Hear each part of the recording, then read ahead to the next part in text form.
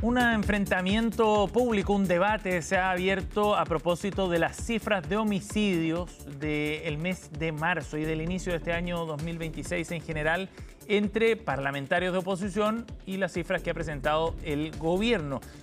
Hay versiones contrapuestas e interpretaciones de los datos notoriamente distintas. Mientras en la oposición acusan un aumento, en el gobierno plantean una versión completamente distinta con una caída. Vamos a conversar de este tema junto a Daniel Johnson, que nos acompaña hasta ahora, director ejecutivo de Paz Ciudadana. ¿Cómo está, Daniel? Buenos días.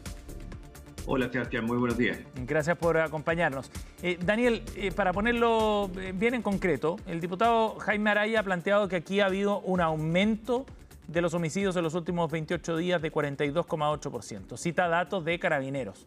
Desde la Subsecretaría de Prevención del Delito dicen que, por el contrario, ha habido una caída de 14,2% en lo que va del año. ¿Cuál es la versión correcta, Daniel, en este debate? Ninguna de estas dos. La verdad, la versión correcta es: no es posible analizar datos de homicidio en periodos tan cortos. No es posible comparar años que tienen características muy disímiles. O sea, por ejemplo, los homicidios se concentran en los fines de semana, se concentran en los días festivos principalmente. Y el año 2026, en este mes, tuvo la Semana Santa, o sea, tuvo un día más festivo que el año anterior. Por lo tanto, ya no son comparables. Y por lo tanto, y también los homicidios necesitan un tiempo para asentarse como estadística. No, por ejemplo, un delito de lesiones que se comete hoy día puede transformarse en un homicidio en una semana más. O al revés, puede ser un delito de un homicidio que no sabíamos las causas, o sea, una muerte que no sabíamos las causas, después se puede determinar que era un homicidio y por lo tanto cambian. El delito de homicidio evoluciona en el tiempo y hay que esperar que se asiente. Y es por eso que en Chile de hecho se armó hace algunos años, un sistema, un centro de homicidios en la Subsecretaría de Prevención del Delito, que se encarga de aunar la información de las policías, de ambas policías, con el Ministerio Público, con el Instituto Médico Legal, y con eso logra tener una estadística unificada de homicidios. Porque Chile había sido incluso criticado internacionalmente porque no tenía datos suficientemente acordados entre las distintas instituciones.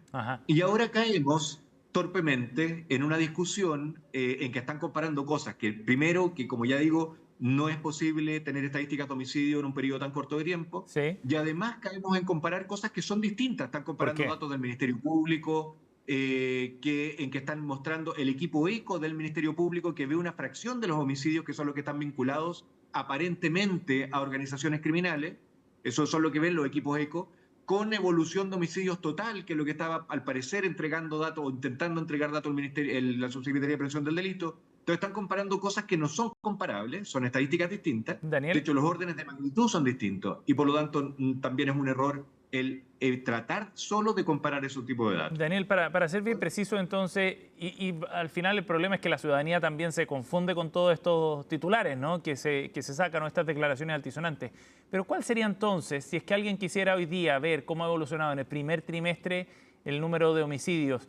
¿Cuál sería la base de datos correcta a la cual acudir para saber qué es lo que ha pasado en este tiempo? Porque también yo entiendo el punto que plantea respecto a la dificultad de hacer comparaciones y hacer un seguimiento en tan corto tiempo, pero también hay ciertas expectativas que se generan en la ciudadanía desde el punto de vista político que son importantes contrastar. Efectivamente, hay que ser sumamente responsable por lo que tú mismo planteas. O sea, el generar una percepción de aumento de homicidios en Chile o una disminución, si es que no están suficientemente contrastados con la realidad, es una irresponsabilidad porque genera un daño muy grande en la ciudadanía. O sea, el temor ciudadano genera cambios de comportamiento y por lo tanto tenemos que ser sumamente responsables en los datos que estamos dando. Leer datos de homicidio en un periodo de tiempo que terminó la semana pasada o antes, hace 3 días atrás, es una absoluta irresponsabilidad.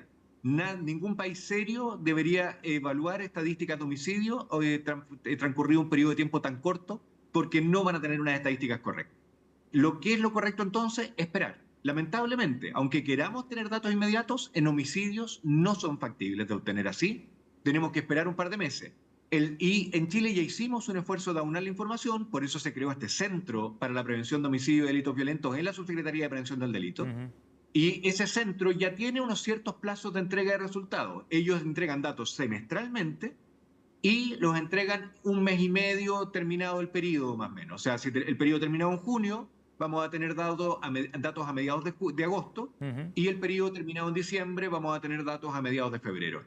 Lamentablemente vamos a tener que esperar esos periodos de tiempo. Lo que no es un gran problema porque la mayoría de políticas públicas que podemos implementar que tengan un impacto sostenible en el tiempo van a tener un impacto también con un Claro, cierto delay. sí.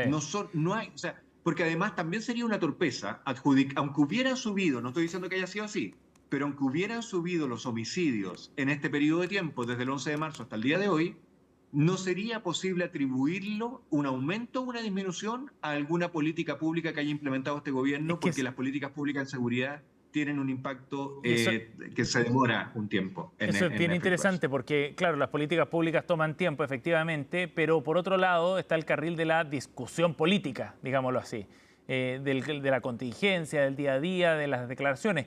Y ahí me gustaría conocer tu visión sobre el debate que se ha instalado a nivel político en el último tiempo, marcado obviamente en el último año por el contexto electoral, pero se generan expectativas también que son confusas porque la promesa de campaña de este gobierno, del presidente Kast, era que efectivamente las cosas iban a cambiar no en el largo plazo, desde el día uno. Y se generan expectativas en torno a eso. Y yo creo que la crítica del diputado Araya, números más, números menos, va allá, digamos, a lo que puede significar esa promesa y su incumplimiento también. ¿Cómo ves entonces el debate político? Al final, esa era mi pregunta, Daniel, en torno a estos temas. A ver, hoy día la gran crisis que tenemos en Chile es un aumento de delitos violentos y que está causando un gran temor en la ciudadanía. Ujú. Tenemos un país sumamente atemorizado. Somos el país más atemorizado del mundo en algunas estadísticas. Y Increíble. eso es muy grave porque ya lo decíamos, hay cambios de comportamiento que son muy profundos y que generan mucho daño. O sea, nosotros hicimos un estudio que demostró incluso que mujeres están dejando de estudiar carreras vespertinas por el temor de ir a estudiar en la noche o salir Claro. de la universidad. O sea, hasta ese nivel podemos llegar a seguir efectos dañinos del nivel de temor. Mm. Entonces, es brutal. Y por lo tanto tenemos que hacer acciones ahí. Entonces, el gobierno actual y en su periodo de campaña hizo una lectura correcta del temor ciudadano instalando un discurso de una necesidad de gobierno de emergencia. El problema que vemos nosotros ahí es que si bien eso lee correctamente el temor ciudadano y consiguió ser electo también con esas propuestas, genera el sentido, si uno solo habla de emergencia, se hacen plausibles solo medidas que pueden tener efectos inmediatos. Mm. Que las hay, como por ejemplo aumentar los patrullajes, eso podría tener un efecto hoy día en una disminución de delitos si yo patrullo una esquina donde se concentran delitos, y que está muy bien, se puede hacer. Pero medidas que son más permanentes en el tiempo, más sustentables, necesitan tiempo y por lo tanto, cuando uno habla solo de medidas de emergencia, pueden ser postergadas y eso sería un error. Por ejemplo, la prevención temprana de involucramiento delictual de jóvenes. Eso no va a tener un efecto hoy día, porque yo voy a tratar a los jóvenes antes de que ingresen a sus carreras delictuales y por lo tanto va a tener un retardo de algunos años, incluso en tener efecto. O la reinserción social, un tratamiento para evitar una Mm. reinserción puede durar 6 meses, 7 meses, y cuando esa persona egrese de la cárcel podríamos tener un impacto. Entonces, el problema que tiene el discurso de la emergencia es que pudiera postergar medidas que son que tienen un impacto mucho más Claro. permanente, pero que son de mediano a largo plazo. Ahora, Entonces, siempre la Fundación invitamos a que haya un equilibrio. Medidas de control son necesarias, ujú. pero tienen que ser complementadas con prevención temprana y con reinserción también. Ahora, lo que se informó hacia el verano, estoy viendo la fecha aquí, no, fue en marzo en realidad, 5 de marzo de 2026, sobre el Informe Nacional de Víctimas de Homicidios Consumados de 2025, era una disminución en los últimos 4 años de las víctimas de homicidio en un 20%. Ese dato sí es correcto, Daniel. Efectivamente, Y ha ese habido es el entonces una dato que tendencia a la baja. hubo un aumento brutal que llevó a estar al año 2023 con 6,7 homicidios cada 100.000 habitantes año.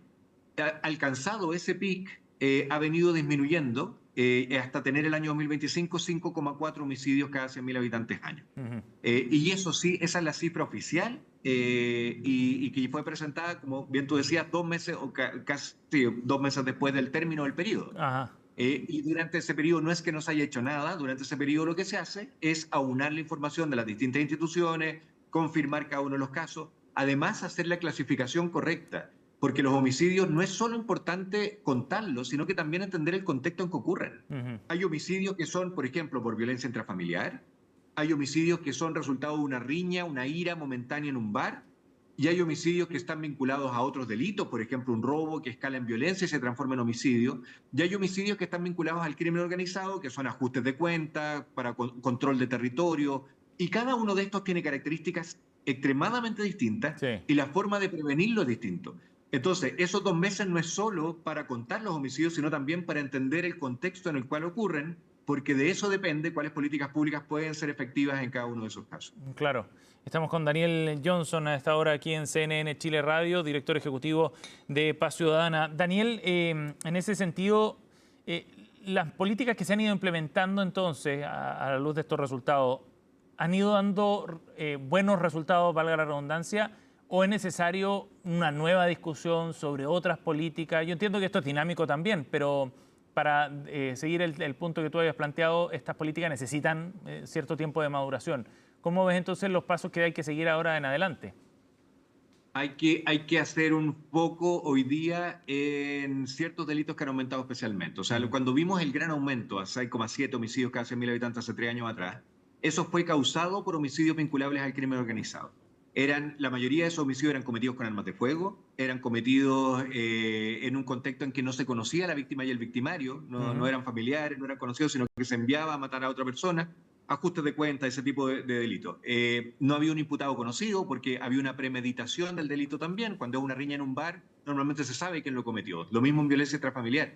Pero cuando son vinculables al crimen organizado, logran ocultar su identidad y hay menos imputados conocidos. O sea, hay varios factores que demostraron que el aumento de homicidios estaba vinculado al crimen organizado. Para poder evitar ese tipo de delitos, no sirve el patrullaje, por ejemplo, sirven otro tipo de medidas. ¿Y cuáles son las medidas principales? Investigación penal para desarticular organizaciones delictuales que están operando en los territorios.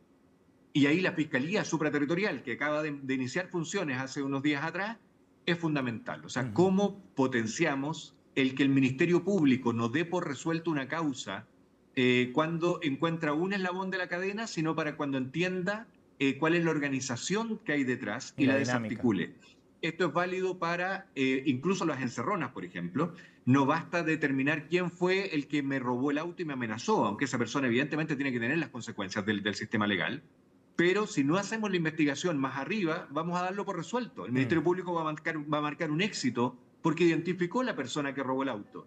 Pero si no identificamos quién le encomendó robar ese auto, quién tiene la estructura para exportarlo a otros países o desmantelarlo, si no desarticulamos toda esa estructura, la verdad es que no estamos cumpliendo el rol que necesitamos cumplir. Entonces, el esfuerzo, y cuando tú me preguntas qué políticas deberían ser pertinentes en el caso de los homicidios, fortalecer la capacidad del Ministerio Público para la investigación penal que logre desarticular organizaciones delictuales. Y para eso, información transversal. Cruzar la información de las policías con el Ministerio Público, con las instituciones bancarias, con aduanas, etc. Es solo el uso compartido de información y la capacidad investigativa va a lograr desarticular bandas delictuales importantes en Chile. O sea, un asunto más de gestión hoy día, más que discusión política. Absolutamente. De hecho, hemos aprobado muchísimas leyes incluso a través de discusión política, pero muchas de las cuales uno se pregunta cuáles son los mecanismos a través de los cuales esperamos que tengan resultados, y la verdad es que son mecanismos que no están bien definidos, son sumamente difusos. Aquí tenemos que ponerle los pantalones largos y hacer políticas serias en materia de seguridad, que tengan evidencia de éxito en otros lugares y de las cuales podamos medir los resultados posteriormente cuando son implementadas. Y por otro lado, no basta solo la norma. Nosotros somos un país sumamente legalista, hemos aprobado un montón de normas, pero si no implementamos bien la norma, si no fortalecemos a las instituciones que tienen que implementarlas, particularmente las policías y el Ministerio Público, va a ser muy difícil que esa norma pueda tener un efecto en la ciudadanía. El director ejecutivo de Paz Ciudadana, Daniel Johnson, ha estado con nosotros esta mañana. Daniel, gracias por la entrevista, muy amable. Muchas gracias a ustedes, que tengan buen día. Buenos días.